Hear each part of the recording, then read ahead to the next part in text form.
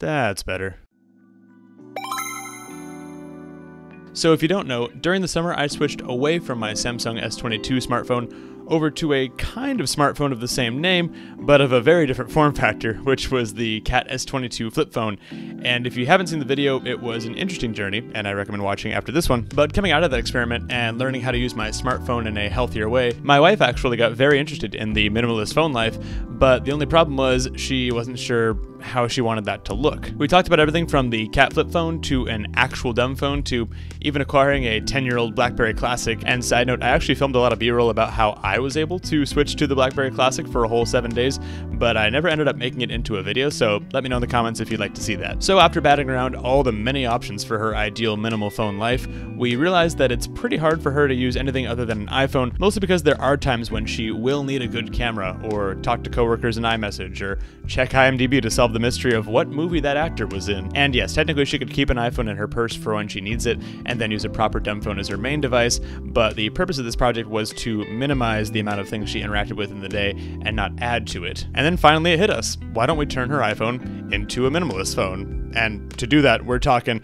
no email, no color, heavily restricted web browsing, not even the App Store without me inputting a parental control password that only I have. Now, if that sounds intense, it totally is, but that's because she knew that if an app was hiding in the app library, she would end up just going to the app library to open it, or if it was uninstalled, she would probably end up on the web version in the browser, or reinstall it from the App Store, and so on. And the goal of this project was to reduce her iPhone to a simple tool for communication, retrieving some information, and taking a few pictures, while still letting it be a powerful iPhone when she needed it to be. So with the objectives out of the way, how did we accomplish this? First off, I deleted all her focus modes, as she didn't want to need focus modes in the first place, since there weren't to be any distracting apps on the phone.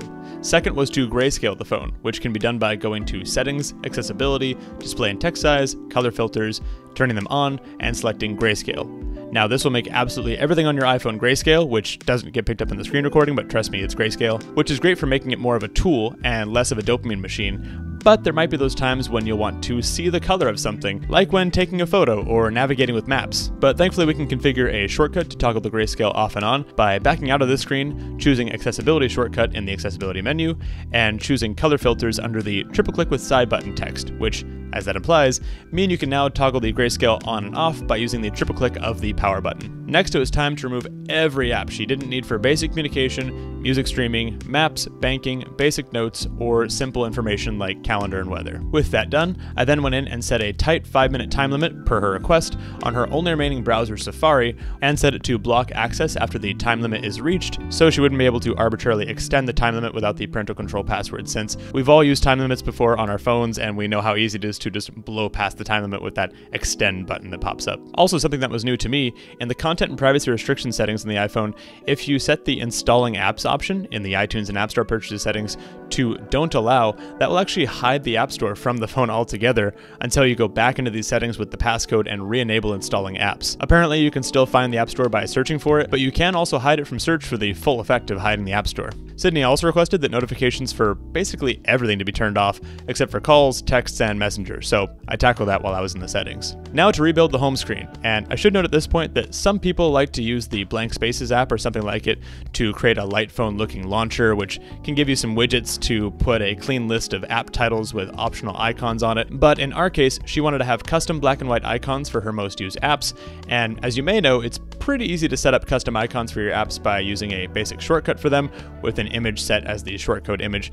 But what you may not know is that prior to iOS 18, you had to use a generator tool to snip apart a screenshot of your background to create pretend blank space to achieve the layout my wife wanted. But unfortunately, I was doing this project before iOS 18 came out, so if you're on an older version or you just don't want to upgrade, then I'll give you the steps that I took to do this. But if you're on iOS 18 or newer, you get to skip this step, so congrats. I ended up using the online tool iempty.tooliphone.net, but I'm pretty sure there are multiple apps in the App Store that will do the exact same thing. But essentially, you just feed it a screenshot of your home screen with the intended background applied, and then it snips that apart and gives you the pixel perfect icon images that you can then apply to empty shortcuts, and then they will technically be clickable shortcuts, but they won't look like they go anywhere, and they'll give you that blank space effect. But to do that, something that was news to me is at the time of this video, you are not allowed to use blank spaces as the name of a shortcut in cases where you just want the icons to speak for themselves, or create those, blank imaginary icons for creating blank space on older versions of iOS. But the workaround is to grab a blank ASCII character from a Google search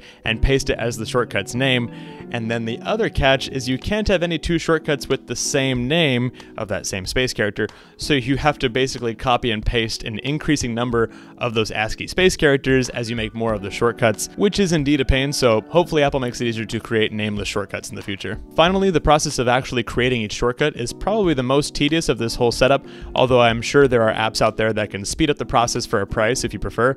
But once done, we can finally enjoy the final product, which turned out super clean. Sydney's actually been using her iPhone like this for about 2 months now, and she says she's absolutely loved it, and that it's finally let her reserve that social media scrolling energy for a small pocket in the day when she checks DMs and memes on her iPad. Because at the end of the day, we're still millennials, and that's how we relate to other humans now. But how do you curb the phone addiction? Do you do the full dumb phone life? Do you do something like this? Or do you just let the scrolling fly? I'd really appreciate if you subscribe to help out the channel, and maybe check out the video where I switched to the Cat S22 Flip for an entire month.